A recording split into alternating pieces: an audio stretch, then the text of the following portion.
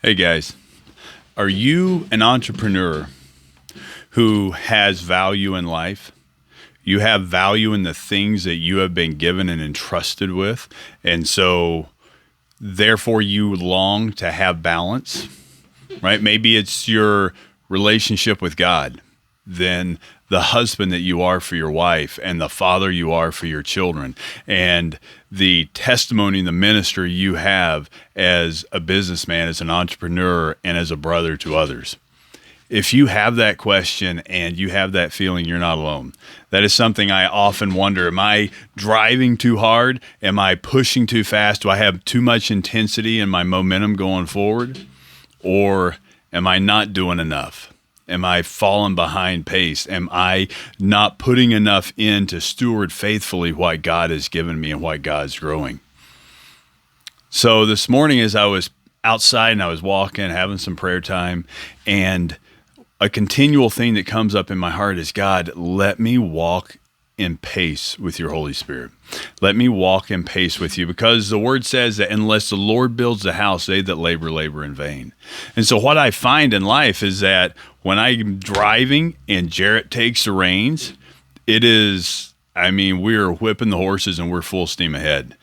And in that, I create all of this stress and angst and frustration and intensity. And I come home, and when I step in the door, it is like the Tasmanian devil coming in, and it's a whirlwind moving through the house. But then if I'm not stepping at that pace, right, if I'm moving too slow, then there's that frustration and the irritation of, man, I'm not getting accomplished the things I need to get accomplished in the day, perhaps because I'm not organized and structured and know the places of value that I need to hit that day, or I'm not organized enough at creating the life and the atmosphere that needs to happen in order to be able to pour into those things. And so today I just want to encourage you to look at your day, look at your life, and set a focus on walking in step with God.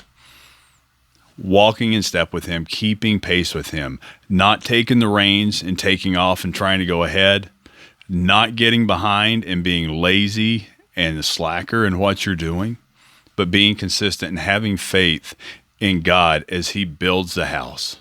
Because it's going to be hard. And there are going to be times where you feel crushed because the things that are ahead of you are so much bigger than you. The dollars required to accomplish them are more than you have, right?